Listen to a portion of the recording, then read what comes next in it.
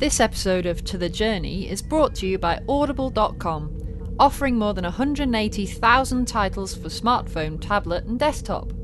To get a free audiobook of your choice and help Trek.fm at the same time, visit audibletrial.com/trekfm. And also by Enterprise in Space, an international programme of the non-profit National Space Society.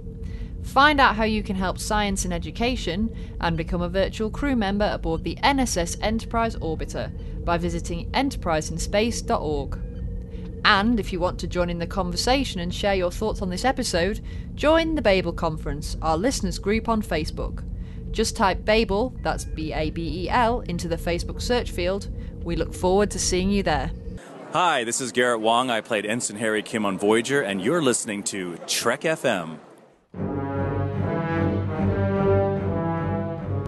I think it's safe to say that no one on this crew has been more obsessed with getting home than I have. But when I think about everything we've been through together,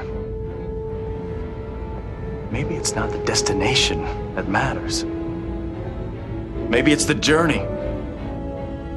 And if that journey takes a little longer, so we can do something we all believe in, I can't think of any place I'd rather be, or any people I'd rather be with. To the journey. You're here. To the journey.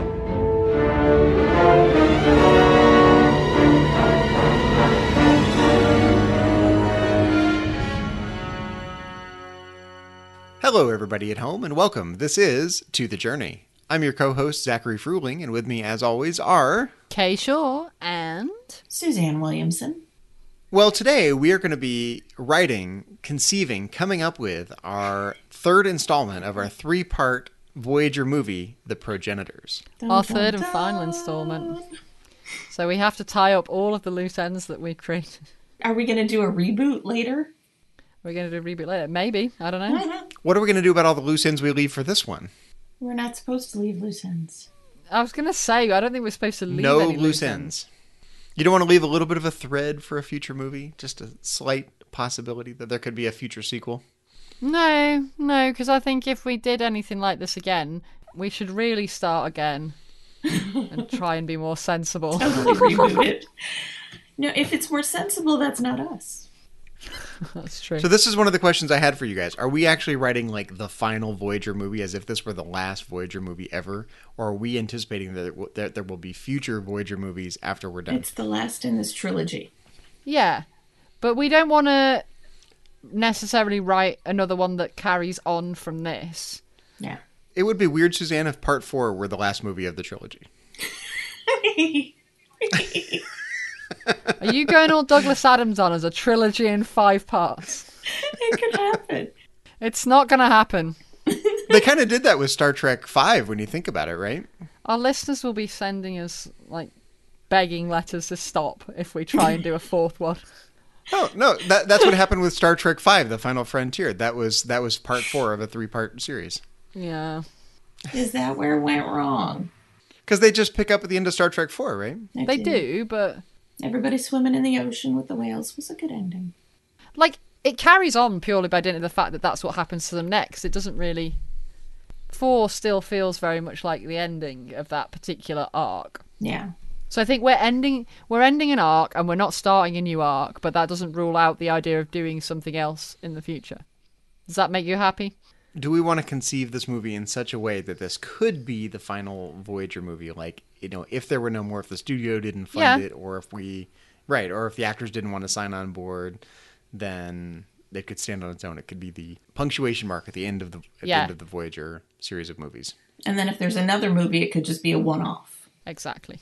Well, Kay, we were going to put all of this on your shoulders to do a synopsis of our first 2 movies, but we decided that would be totally unfair, and we would take up the entirety of this episode of To The Journey if we try to give a synopsis of our last 2 movies. Trying to recap everything that already happened. Exactly. But what we do need to know, we need to know where everyone was at the end of the second movie, so we know where to pick up the drama. Yes. Yeah. So we're going to assume that everybody's listened to the previous 2. So if you haven't, then you should go check out our previous 2 episodes, which were the first 2 movies. But where everybody ended up is, at this point, we're all back on the time ship, including the Vidians, who've popped by for a cup of tea with Starbucks guy after helping to save us from the boudoir. Neelix has been resurrected from the dead. Aww. We've had our cry fest. Yeah. Yes. After we had our little memorial service and went to his quarters to get his stuff, apparently. That happened in a very short space of time, but we'll gloss over it. In Neelix's quarters, we found an exciting flashing artifact that we don't know what it does. And after the fact that Neelix is now back, the next thing that everybody is going to do is go back down to the planet they were stranded on, because the Guardian of Forever was in the process of cryptically telling us what we need to do next before they got beamed up by the Vidians. See, I always want to know, why haven't they done a Guardian of Forever movie in general? For me, that's such a cool go-to concept. Yeah. If you're going to make a Star Trek movie, get the Guardian of Forever in there. That would be awesome, and no one has ever thought that was cool enough to do yet. So we're doing it. Yeah, I mean, it never really gets reprised that much, does it? Except, obviously, in the animated series. We do get the Iconian Gateways later, which are a similar sort of concept, aren't they? But not the same. Well, they don't talk back to you. I don't think you can travel through time with those, can you? I think they're more just space. The final frontier. These are the... Oh, sorry. I see what you did there. Kate, you don't get to watch the History Channel on them. No. And it doesn't talk to you with snark. The Guardian of Forever has a lot of snark, which I like. That's true. Yeah. It doesn't talk at all, does it? You just kind of pop through it like a chalk pavement picture. Thank you, Bert. Is that a Mary Poppins reference? Yeah. I'm British, of course I'm going to make a Mary Poppins reference. Don't you know I talk like Dick Van Dyke? With that Cockney accent of yours? Yeah. Mary Poppins. Step in time, step in time. I can't even say it. Over the rooftop, step in time. Over the rooftop, step in time. Never need a reason, never need a rhyme. Over the rooftop, in time. Absolutely. There we go. So, we're going back down to the planet, and of course, the last thing that we had happen in the movie was that Q jumped out through the Guardian of Forever, but they haven't seen that yet because we only saw that as a cutscene at the end. Our crew aren't aware of the fact that Q's just shown up. Yes, Q. That's right. We have Q and the Guardian of Forever. And Henry Starling. Changeling Henry Starling. Changeling Henry Starling, who the crew are not aware still that he is a changeling. Wouldn't resurrect Neelix. No. Because he tried to shoot Henry Starling when he was a phaser and it didn't fire. Yeah, but he probably just thinks the phaser rifle, failed. Oh, okay. It's just a busted phaser. Because Henry doesn't slither off to the captain's quarters until after Neelix is dead. Oh, okay. So he doesn't even know either. When they resurrect him, he's kind of like, where were you? I was, in the hiding in the galley. ventilation shaft. Well, that's an interesting question. Is he going to lie to them about where he was if directly questioned? If he wants to remain, his secret to remain safe, yeah. That was one thing that we said at the end of the last one we were going to decide in this movie. Was he going to be actually a good guy and he'd save them because he's a good guy, or has he just saved them because it's in his interest and actually he's still working against them somehow? I would not mind seeing the redemption of Henry Starling, personally. Now, wouldn't the doctor need to, give everyone an exam being back from the planet? And wouldn't that include Henry and Neelix? And then if the doctor examines him... So the doctor's going to discover... He's going to discover something's that up. he's a changeling. Yeah. Is he going to try and wangle his way out of that somehow then? They're now back on the ship, and obviously they've had the whole Neelix death thing, and now the Vidians have brought him back, and now they're like, oh, we have to go back down and find out what the Guardian Forever was trying to tell us. Mm-hmm. I'm wondering whether there's time for there to be medical examinations. Neelix, yeah, because obviously, he's dead. now been resurrected, but everyone else... I think it's really funny we didn't make our audience wait for another movie for the resurrection of Neelix. It was like, he's dead. No, he's not. All in the space of 5 minutes. Thanks for that. I wanted him dead for longer. Otherwise, we would have been accused of copying... We did an Into Darkness rather than a Search for Spock, didn't we? Yes, that's right. Because in Into Darkness, he's only dead for 10 minutes. That is true. That's right. That's exactly what happens in Into Darkness. That wasn't necessarily a strong suit. I hadn't even thought about that, to be honest. We did it better. That wasn't a strength, yeah. We didn't have any red, weird stuff going on. It was all the Vidians.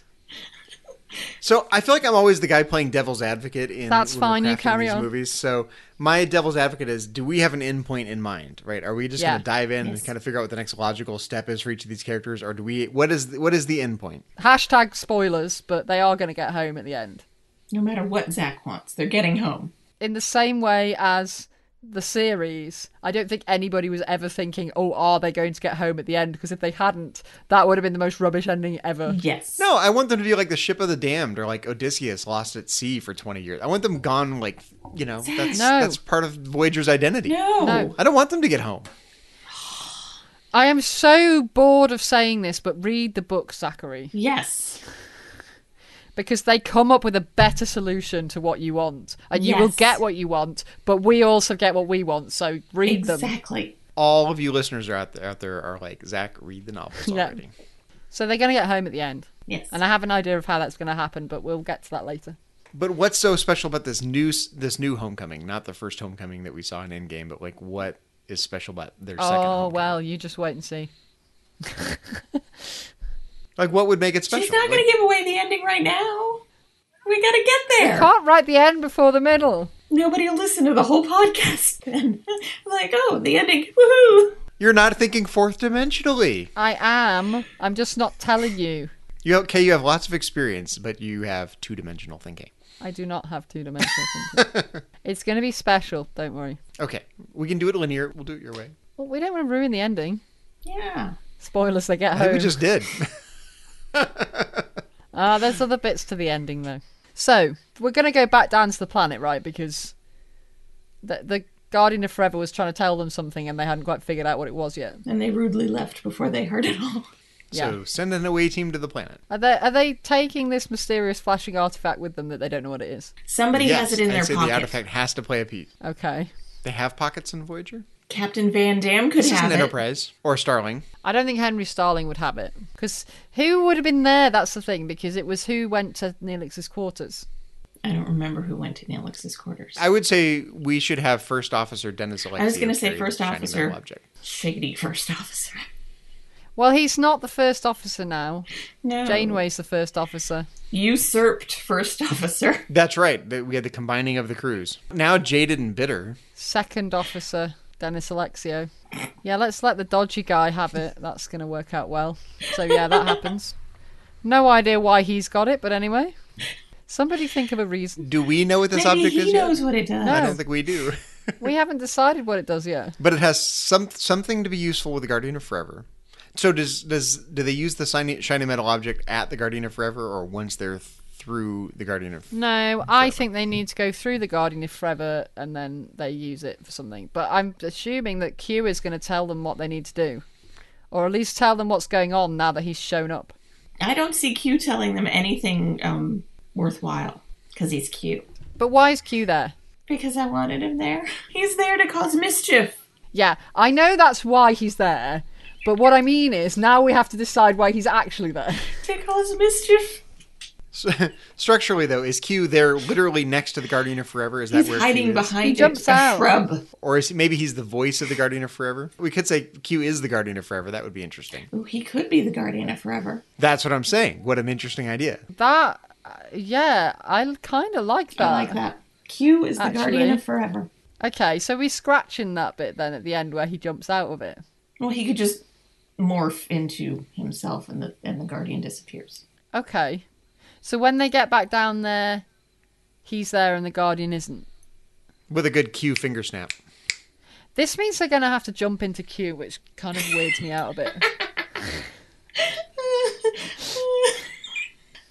I think he only wants Catherine to do that. So I'm not quite sure what to do. you know, he doesn't want Chakotay anywhere near that. Privileged access, yeah. It's a really interesting idea. It is an interesting idea because someone has to be that voice, right? It's Q. Yeah, but like, is Q actually the physical thing, or is the thing like a kind of conduit and then he like inhabits it in order to make it into the portal? Because that kind of makes more sense, doesn't it? We're in minutia territory. Could go either way. Well, we've never really seen him. I mean, I guess he can make himself into any shape that he wants, but we've never seen him turn into anything other than the way he normally looks. Have we? That's true. He's not like a changeling. Well, no, he can be a disembodied voice. We have seen him be a disembodied voice, like a voice coming out of nowhere. Yeah. So he could be like the consciousness in the thing, but not actually the physical thing, if you see what I mean. Mm-hmm. So there's already like a conduit thing there, but he's kind of controlling it, or... So we need to figure out what reason they have to go through the Guardian of Forever. What's so important that they're... Well, they have to go fix something. What's broken that needs fixing? Well, this is the bit that I was suggesting slightly earlier on that I thought Suzanne might like. Okay, I'm listening. They have to go back and save Joe Carey. Yes! Save That's a good Joe idea. Carey. Why? Yes. I know Joe's a cool guy and all, because he needs to do something really important and he's the only one that can do it, but I haven't figured out why yet. Awesome. 7 of 9 needs her lunch, darn it. Zach, don't be hating on Joe. Maybe the artifact was Joe Carey's and he gave it to Neelix when he died. Or he left it to Neelix. Or Neelix just pilfered it from his quarters. Yeah, and he was the only one that actually knew what it did. Okay. So this is kind of like trying to put the band back together. Take everyone who's been dead. Neelix, let's resurrect him. Joe Carey's dead, let's resurrect him. Yeah. This is... Let's put the band back together. Yeah, we need to resurrect Joe. Save Joe! Hashtag save Joe. I can picture it like they're all standing around like little save the whales. Save Joe, save Joe. Yeah. That's right. That's it. We miss Joe. That Joe is the only person left who speaks a dead language that like a probe needs.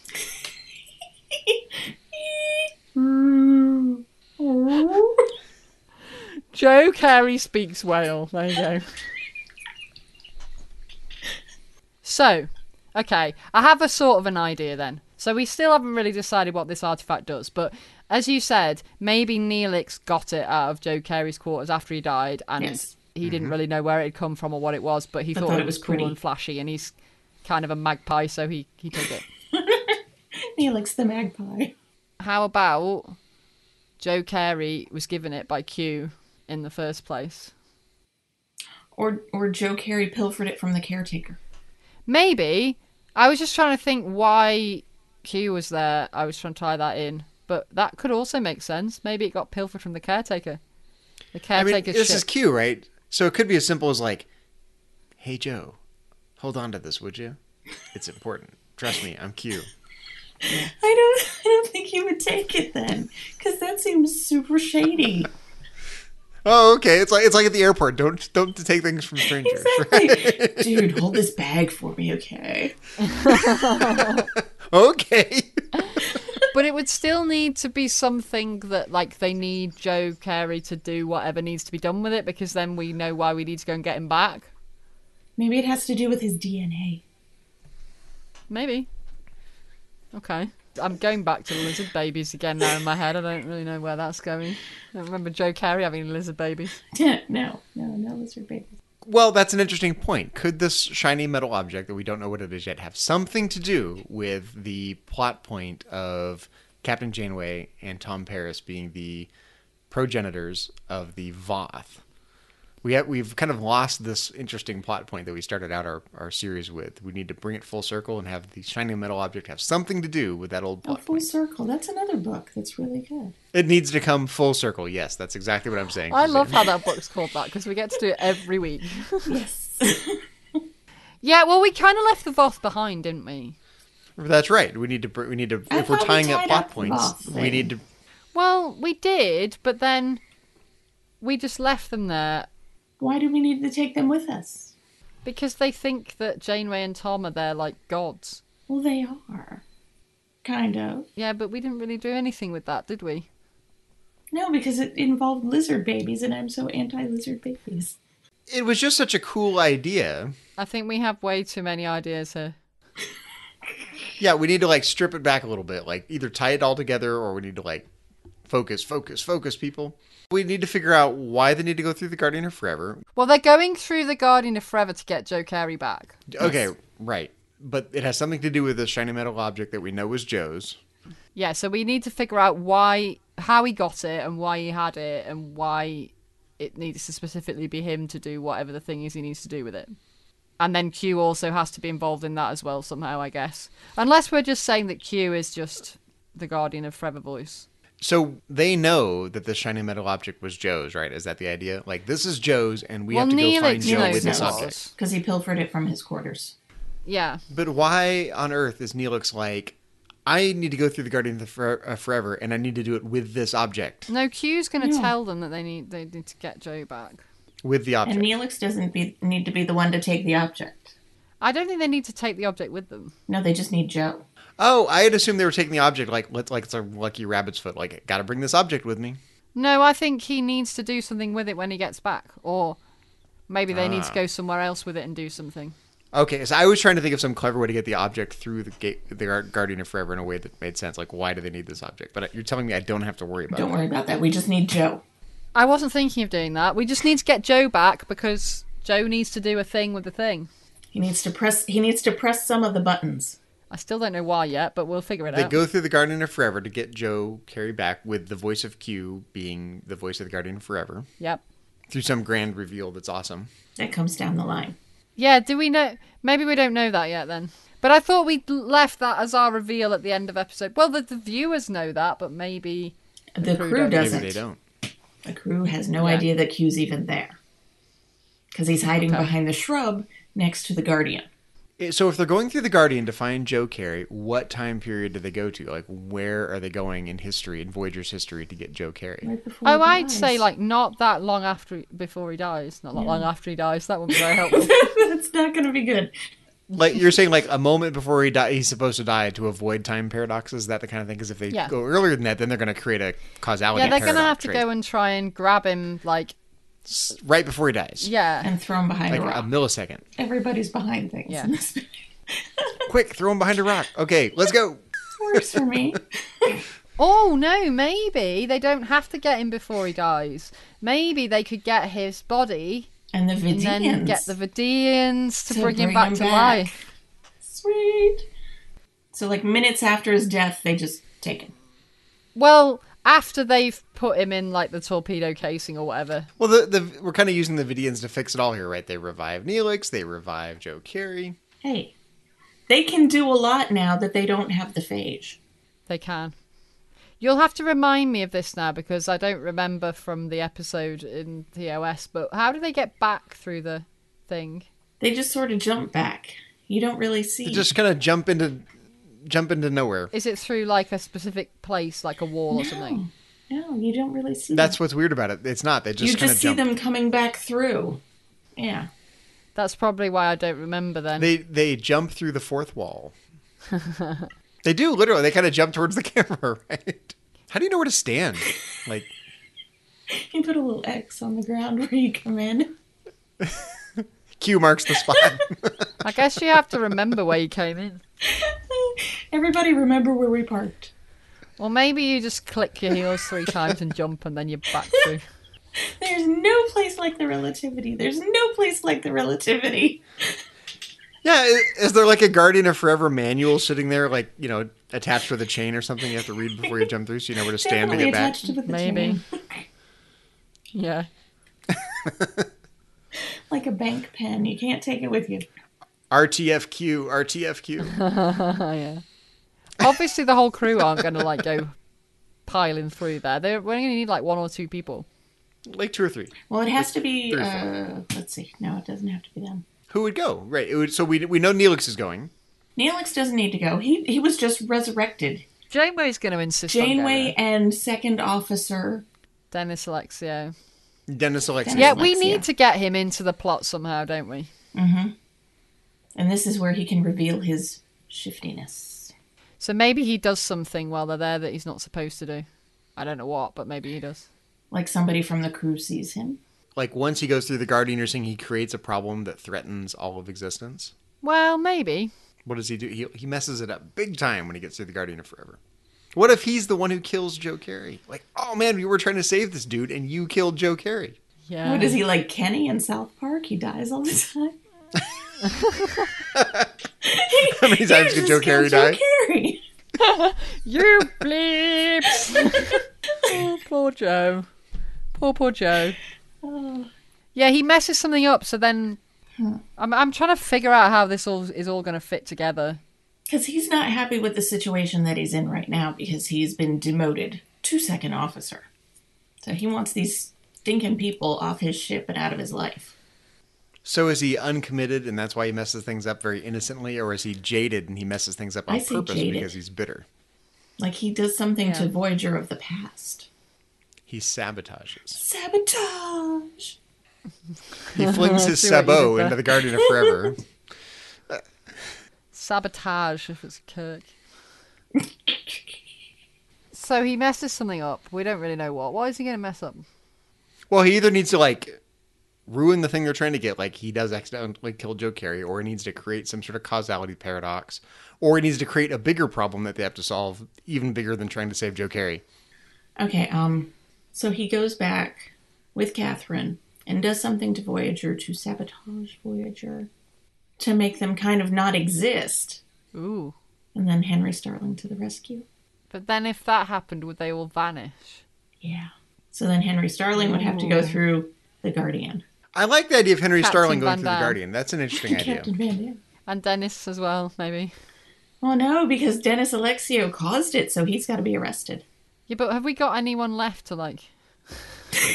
Captain Van Damme. Stick him in the brig. I'm assuming we have other crew on the Relativity. It wasn't just 3 of them before And I showed up. wouldn't Starbucks dude still be around? Yeah, Starbucks guy's still there. Cosimo. No, he's just Starbucks Right? dude. Starbucks man. Got it. Space Starbucks man. Yeah, but like, now, so if we think about this, Voyager gets destroyed, but that's after Relativity, the episode, isn't it? So everything that happened with the Temporal Hoover would still have happened. So yeah, Henry Starling and Starbucks guy would still be there. That's fine. I was just checking that we hadn't, like, made everything not happen. That would suck. That'd be like the whole No, you season. pull one That'd thread, be you know. like a whole season of Dallas, and somebody was just in the shower. Oh yeah, that happened. Reset button. Who shot Joe Carey? Bobby Ewing's not Who dead. shot JC? So are we going to end up with like a time loop thing where we keep getting multiple versions of everybody going back to try and fix the problem? What? Until they get it done right. Yes. It's not unlike Relativity the first time round then, in a poetic kind of way. And also kind of like Discovery. This last week's Very much episode, like Discovery. which we all enjoyed a lot. There you go. A little bit of an homage in there. So, first of all, Henry Starling has to go back and try and find out what went wrong so that he can see what he needs to do. Oh, Suzanne has an idea. Oh, Mud's thing had buttons and it was flicky. That could be what was in Joe Carey's quarters that Neelix pilfered. The time loop thing. Yes. Joe Carey had a time loop device. Yes. He just didn't know it. But Q knows it. It would be a nice little nod to Discovery, assuming this takes place, this movie comes out after Discovery's already. So, right, hang on a minute. If they manage to get Joe Carey back through the thing before whatever happens to Voyager, he's still there as well? Because he's come from that timeline rather than going home and then that bit didn't happen, so he would still be there. He would still be there. So they've got Joe, but they lost everybody else. They've got Joe, they've got Captain Van Damme, they've got Henry Starling. And Starbucks guy. And Starbucks guy. And Dennis Alexio, and whatever other crew they've got on the Relativity. This is like some weird alternate reality Lower Decks kind of episode. It's like everyone except the Voyager crew is going to solve the problem. Yes. Well, yeah, but then Joe Carey gets to save the day. Yay, Joe Carey saves the day. Joe and Henry save the day. How are they going to do that? So they're going to go back and try and figure out what did they actually do that destroyed Voyager. Dennis Alexio. He could have put a bomb somewhere. Okay. Much like that other Relativity dude did. Yeah, Whose name I can't remember. So they do multiple loops of that, trying to fix everything. Which people always like multiple loop episodes, Yeah, time right? loop's good. Yeah. Time loop's always good. Crowds like that one. And then eventually, they decide, obviously, Edith Keeler must die. I mean, they figure out how to fix it. So, as an homage to City on the Edge of Forever, does someone have to die in this one? Like Edith Keeler must the die. day? No, not Edith Keeler. Someone else, right? Who Dennis has to die? Alexio must die. Dennis Alexio must die. Instead of Joe. Yes, instead of Joe, Dennis Alexio must die. Yep. in order to restore the balance, to save Joe Carey's life, to get Voyager home, Dennis Alexio must die. And they're trying to convince Catherine not to save him, as they're trying to get her to come back through the loop. Yeah, that's nice and dramatic. Because Captain Janeway and Dennis Alexio have a little something. No, just because that's her character, and she would not, yeah, let someone get hit by a bus or whatever is going to befall him. Nobody gets left behind. He's part of her brood. Got it. Yeah. So, why did we need Joe? I mean, we wanted Joe, but we needed Joe. We needed Joe to use the time thingy. Yeah, but we wouldn't have needed to do the time thingy if we weren't going back to get Joe. Exactly. This doesn't make sense. And time travel episodes never do. We need Joe to do something specific. We need Joe to actually be able to get back. He's the only one who can activate the little time. See, I had an device. idea of how we could get home, and it didn't involve Joe, but we... Okay. We just needed Joe because we wanted Joe. But then the Guardian of Forever wouldn't have not let us go home because... But it's cute, and maybe he liked Joe. I guess my concern about the direction we've gone here is that we have an abundance of possible causes of this situation.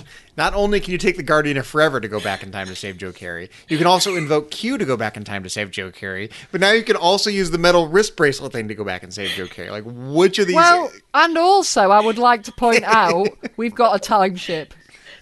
And a time ship on top of everything. And still they've been unable to save Joe Carey. What the hell is wrong? They've got all the tools at their disposal.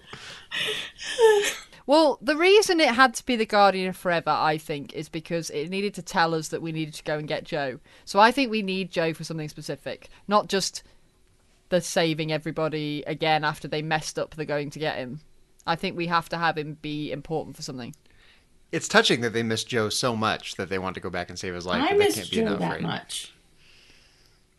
Yeah, no, it's fine that they wanted that, but for it to be a thing that had to happen, because this is a thing that had to happen. They can't just miss Joe. They have to need Joe. Yeah.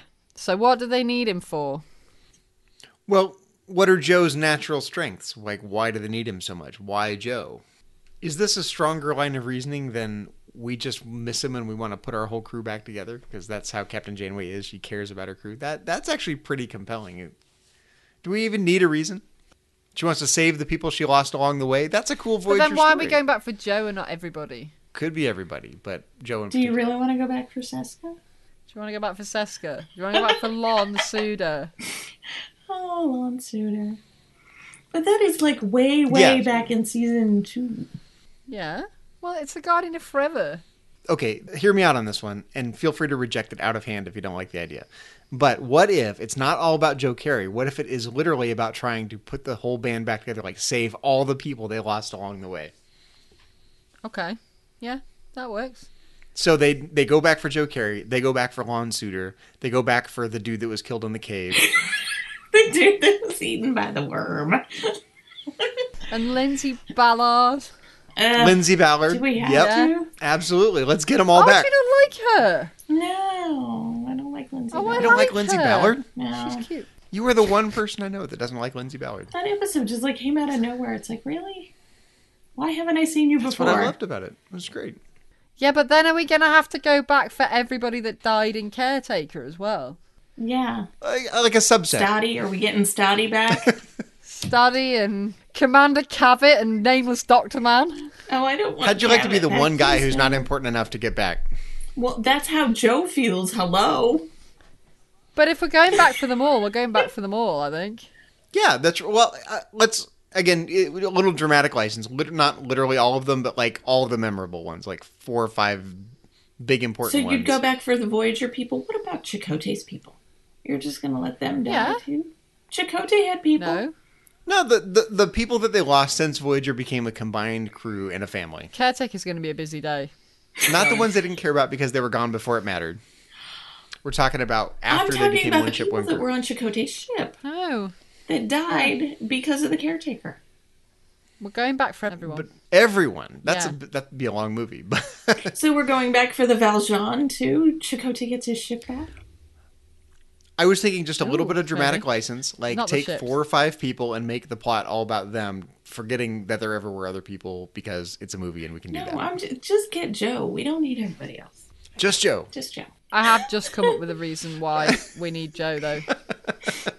Please tell us we need So, one. we know from when we did our Joe Carey episode that there's not an awful lot on Joe Carey. Mm-hmm. So maybe we could make something up about Joe Carey. Okay. Yeah. Well, if we can learn something new about Joe Carey, that's awesome. We made up he has the time thingy. So. Maybe in the course of him being on Voyager since they picked Seven up, he became a nanoprobe expert. Ooh, I like this. I like this. He's probed the nanoprobes? It was like his kind of pet project that he, like, did some nanoprobe research and stuff. He had nothing else to do. You know, he wasn't an engineer. But is he more of an expert than 7 of 9 is? Because we already have a nanoprobe expert. Yeah. It's 7 of 9. No, she's a nanoprobe maker. She's not an expert. Yeah, like, she knows how they work, but she doesn't know how they do stuff other than what the Borg use them for. Are we just down with the fact that Joe just knows more about nanoprobes than Seven? Yes, I'm down with that. Sure, he's studied up. He's done his homework. Maybe he's been doing some experimentation of his own on, like, working with nanoprobes actually with Voyager systems. Like he did one of those independent study things. He did a correspondence course, and they mailed him. By subspace, all the way back to the Alpha Quadrant. You know, just submit those, submit those assignments all the way back to Earth by subspace. Yeah, I took one of those subspace courses in nanoprobe theory. So, Joe's like, right, what we need to do, having been filled in on the entire story of everything that's happened, he listened to our previous 2 episodes as well. Yes, he did. But this is before he died. Before he died, he became an expert. Yeah. But right, okay. But now he's back with us in this timeline. He's gonna get filled in on everything that's happened, and he's like, right, okay. So what we need to do is we need to go back to the Voth planet. Okay. I like that. Full circle. Get the Voyager debris. You mean the lizard babies? No, the broken bits of Voyager that we explodinated in movie 1. Oh, yeah. I see where you're going. No, I told you. You're saying that he's going to reprogram the nanoprobes. Yeah, and then he's going to reprogram the nanoprobes to reconstruct Voyager. Uh-huh. Uh-huh. And that's why we needed Joe. Go, Joe. You're the band. Because Joe is going to reconstruct and we're going to get our Voyager back. I like where you're going with this. I can picture this side conversation that happens with Captain Janeway and Joe Carey, where Captain Janeway's like, hey, Joe, could you program those nanoprobes to make my ready room just a little bigger? Yeah, And exactly. So there's going to be some interesting negotiation about, like, slight tweaks and mods and all that type of thing. This is a chance to pimp out Voyager. Totally. Yeah, exactly. Pimp my ride. Give it a nice paint job. Make Tom and B'Elanna's quarters a bit bigger, etc. Well, no, if it's getting a new paint job, you know Tom's going to want, like, flames going on the sides. Go faster stripes. Yes. So, they managed to get Voyager reconstructed with the nanoprobes. Woohoo! We've got Voyager back. With the new fancy retro joystick controls at the helm. Yeah. Always. Exactly. So, while all of this has been going on, Cass has been helping Tuvok with his mind thingy. I was just about to ask where they were. I really was. Yeah, well, there you go. We've come back round to them. So, he's all better now. Yay, Tuvok. Tuvok's better! Nice way to type the plot point. And as a result of Cass helping him to get over his mind stuff, they now have this link. So now that we've got Voyager back, and we've got Joe back, and we've fixed all the things that had gone wrong, what's going to happen is, with the combined power of both of their minds, they do the throw Voyager forward thingy like Cass does in The Gift, but with the two of them doing it together with their combined brain power, they managed to get all the way back to Earth. I gotcha. Yeah. I like this. This is right. That's great. But don't forget, we're still in the 29th century. I haven't quite figured that bit out. It has to do with Henry Starling being a changeling. Okay, yeah. Okay, I've got it. What happens to the nanoprobes after Voyager? That's a lot of nanoprobes to put an entire starship together. Yeah. Like, what happens to the nanoprobes when they're done? Well, he's Maybe like Henry integrated them into the systems. So it's nanoprobes / gel packs. It's nano gel Yeah. packs. Nano gel Nanogel packs. packs. Hashtag nano Yep. gel packs. Henry Starling's after the nanoprobes. I see where you were going with that, Zach. Yeah, well, that's his nature, right? He's looking for technology. He wants to steal the nanoprobes and take them to the changelings. But we were redeeming Starling. He still wants the tech, though, doesn't he? He likes his gadgets. He does. He Like wants his it gadgets. all. Well, is he still on the time ship, or is he? Yes. I gotta say, I do love the idea of the nano gel packs. That is an awesome idea. Gel packs with a little nanoprobe swimming around. It's better than cheese. It is better than cheese. Yeah. So how do we get them back to the 24th century? That's the bit I haven't quite worked out. Because they're not on the time ship anymore. They're back on Voyager now. Well, they right? are, They've but left then their... we said that Q was there, didn't we? So maybe we could have some DSXQ. Snaps his Q fingers. Well, didn't Captain Van Dam bring Voyager and the crew into the 29th century? Couldn't he just send them back? Yeah, but are we the relativity getting pulled back to the Alpha Quadrant with Voyager as well then? The relativity can kind of go wherever it wants, can't it? Well, they couldn't get back to the Alpha Quadrant, could they? Okay, so they just got, with the combined brain power of Tuvok and Kes, they were caught up in, like, the eddy. Yep. Or else you'd have to go right back to get them. Because you can't leave them there. I think wasn't the time part of the time ship broken? Wasn't that why they couldn't go? Wasn't it in Starling's pocket? Yes. He stole it, didn't he? Yeah, he stole But that was it in movie two. so the Vaudoir couldn't have it. So that's why they couldn't go. Well, but did he? Maybe he just happened. Maybe he'd just stolen that already, He could. and that's why they couldn't go back. Yeah, go back to the Alpha Quadrant. Interesting. So he somehow revealed as a not so good guy. Yeah, but obviously he has to give it back if they're going to get back to the 24th century. They're going to get back to the future. Back to the future. Yeah. Okay. Did we leave anything untied up? Chakotay and Catherine? Oh yeah, I forgot about that bit. Yeah. How could you? Well, obviously, we're going to have to close out with some kind of special occasion. Yes, excellent. A special occasion. Well, you said earlier on, Zach, what makes this getting home so much more special than the previous getting home? This time they go home together. Yeah, and we actually get to have the wedding. Woohoo! Yes, wedding, finally. Because they were brought together by Space Starbucks guy. Will it take place in Venice? Yeah. Yay. See, it could be... I could imagine, like, either Captain Janeway or Chakotay, one or the other, saying a really sappy line at the end, like, I thought our first homecoming was amazing, but nothing is like this homecoming to our new home together. Wow, that was wordy. That's terrible. That is terrible. It started off really good and then it just downhill. Someone needs to copy edit that for me and tighten that up a little That bit. was, So. yeah, it went downhill fast. It needs to start with the Coochie Moya for a start. Kuchimoya.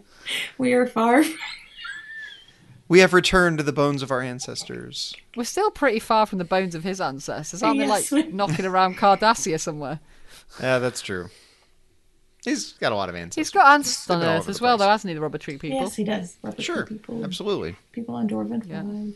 So that's what makes this homecoming so special. It's Big old wedding. not just a homecoming, it's and a big old now wedding. And Joe is there to be a page boy or Joe whatever. could officiate. Exactly. Oh, surely Tuvok's going to marry them. That makes sense. I think Tuvok should be the one. Yeah. That would be sweet. Are we really going to end on this saccharine of a note? That Yes. That's Yes. how the movie ends. Yes. Do not question this. I need this. I must have this. Do not question the collective wisdom of us. As Seven would say, resistance is futile. It is futile. Yeah. Yep. I'm pretty sure there was quite a lot in there that didn't make much sense, but then... I'm not sure we Did tied the up all the other loose two? ends, honestly. It makes sense. Oh. Did we leave anything untied up? I don't think we left anything particularly untied up. Other than Henry Starling. Other than Henry Starling, maybe, yeah. Well, he ends up just making a bunch of money on the Nanoprobes, so he's good. He goes back to the 90s. Back to the 90s, yeah. Maybe he just escapes with the bracelet and the He's gotta get nanoprobes. back in time. He starts the whole wearable nanoprobe fad. Yeah. Yeah. Is that kind of like Tamagotchis? If you don't feed Nanoprobe them, wearables? Yeah, totally. Henry Starling goes back to the 90s with the flashing bracelet and some nanoprobes and invents the Tamagotchi. The end. There you go. Yes. See, at this point, right, I know that we've been very tongue-in-cheek writing this, and we've just kind of had a lot of fun with it, really.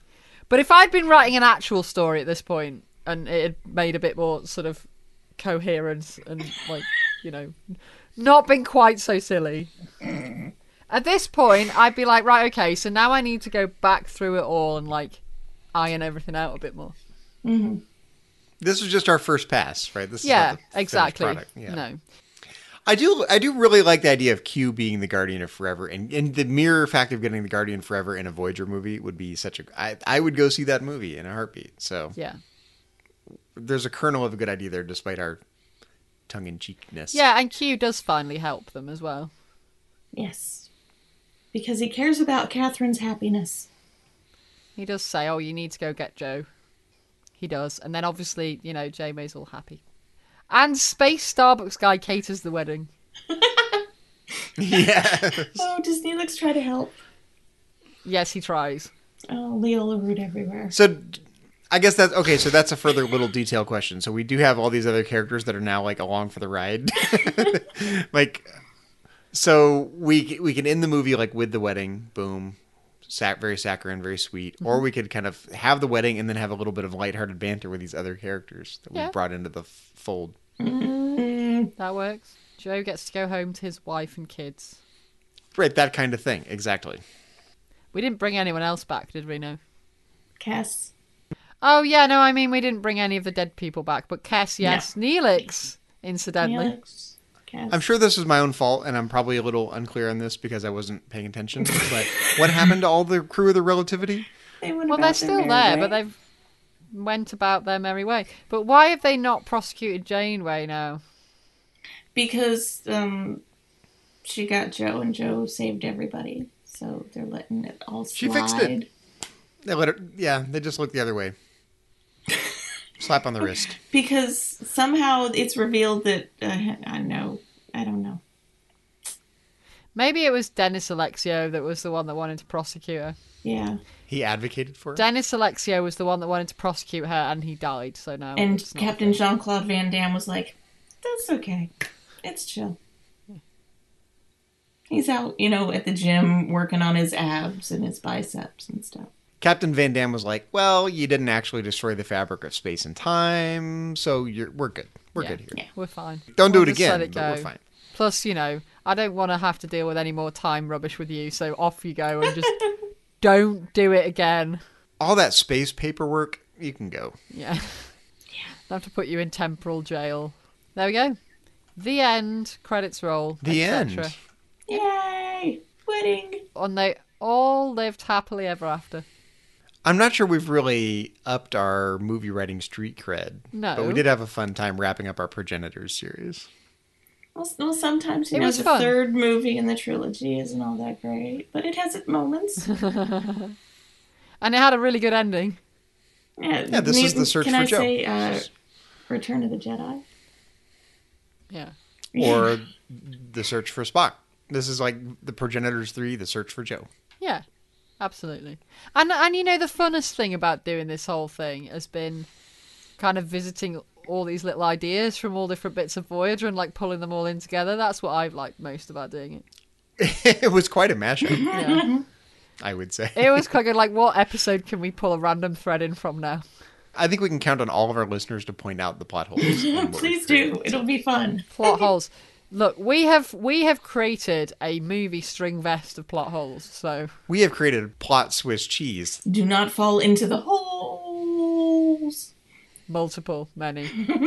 we are under no illusions as to the fact that this is ridiculous. Quite a ridiculous farce, thing, but we had a lot of fun doing it. It's a piece of farce. There you go. That's a genuine genre.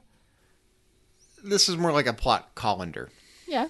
So I don't know whether we're gonna, do a lot more writing because we just can't make it be sensible. Well, we have 3 distinct ideas. I wanted to see everybody happy. Zachary just wanted everybody lost forever.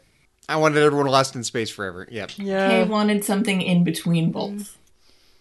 Mm-hmm. What I love about Voyager, I love many things about Voyager, but one of the things I love is the cool sci-fi stuff. I like time ships. I like nanoprobes. Yeah. I like... Voyager does all kinds of cool, wacky sci-fi stuff. Yeah. I love the idea of mashing up the Guardian of Forever with the nanoprobes and Q and getting it all in there and making it all come out at the end of the day. That's great. Pot. Only Voyager could get away with a movie like that. We respected canon. Yes, we did. We did, but I guess my point is, it sounds ridiculous on paper, but Voyager could get away with it and it would be awesome. Yeah. Because they do it with a smile and a flourish. Yes, everyone laughing at the end. Ha ha ha. Ha ha ha ha. Raise a glass. Twirl the mustache at the end, exactly. Yeah. Janeway has to do some kind of speech at the wedding, surely. Would she really give a speech at her own wedding? Yes, because it's Janeway. She can't help herself. That's true. Everyone's gathered, I must speak.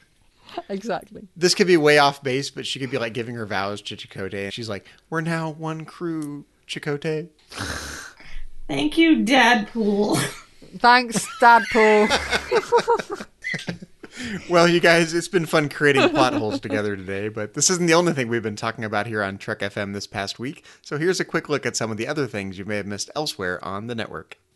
Previously on Trek.fm, The Edge, a Star Trek Discovery podcast. For an opening episode to get that relationship, like you could see that crew really had been working together for 7 years, which is so not normal for a launch, for a first episode, right? Because you've got the odds, but they seemed to have working forever together.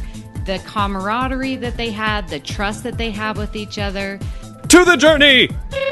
And then, they're all up on the bridge and everyone's like, "Oh, what's B'Elanna doing with her day off?" And Tom's like, "Oh, she's binge watching Bill Nye." She's been there, in her PJs since 8 o'clock this morning. I can picture her. She's been watching Bill Nye all day. Tom comes home and she says to Tom, "Tom, have you ever thought about wearing a bow tie? That look good." But if he's on the bridge and says all that, would Captain Janeway know who Bill Nye the Science Guy is? Yeah. It's Janeway. The 602 Club. So I graduated from high school in 1984. So this film came out in my, sophomore year in high school? So that was like prime formative years for me. This and Mad Max were the R-rated movies that me and all of my friends wanted to go see. Meta Treks. It knows to point that out and say, "That's red." It will correctly identify the red shirt as red, but really perceives it like we perceive blue. I knew Kirk should have wore his green tunic when he went to fight the Gorn. Yeah, it would have made all the difference. It would have made all the difference. And that's what else is happening on Trek.fm. Check out all these shows and join the conversation about your favorite corner of the Star Trek universe and beyond. You'll find us wherever you get your podcasts. If you're an Apple user, be sure to hit the subscribe button in Apple Podcasts on the iPhone, iPad, Apple TV, or the desktop iTunes app to get the latest episodes as soon as they're published. And please leave us a star rating and a written review. If you're not an Apple user, we've got you covered as well. You can find our shows on Google Play Music, Stitcher, TuneIn, Spreaker, SoundCloud, Windows Phone, and most third-party podcast apps, and you can stream and download the MP3 file from our website or grab the RSS link as well. We'd love to hear your thoughts on today's show, and there are many ways for you to do that. The best place to join in the larger conversation is the Babel Conference, our listeners-only group on Facebook. Just type Babel, that's B-A-B-E-L, into the search field on Facebook, and it should come right up. If you'd like to send us an email, you can use the form on our website at trek.fm/contact. Choose Message to a Trek.fm show and select To the Journey. That will come right to us. You can also find the network on Twitter at Trek.fm and on Facebook at facebook.com/TrekFM.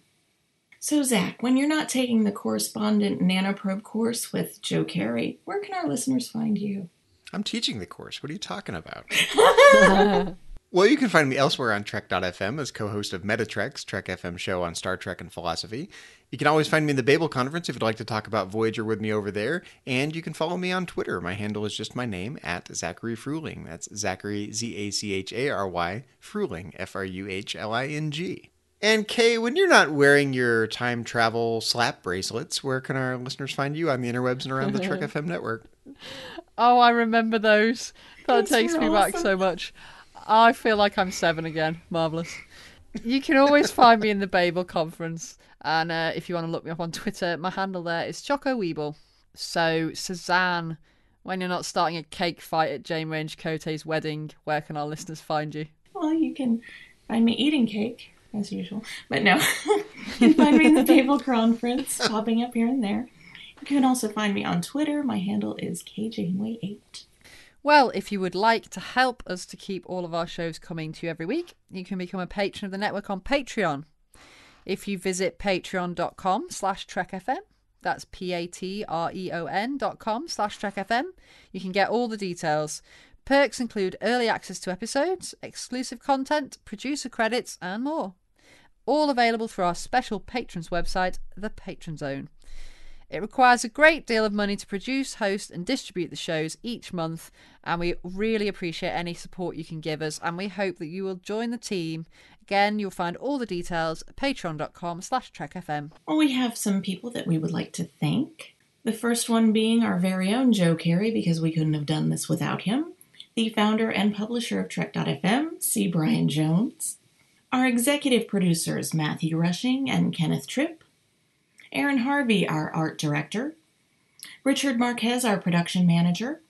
And Brandon Shamatala, our Patreon manager. Also, a very big thank you to our associate producers, Bruce Lish, Ju Kim, Richard Marquez, Patrick Carlin, and Norman Lau. Well, be sure to join us next time when we will be pimping out Voyager with nano gel packs. But until then, this has been To the Journey.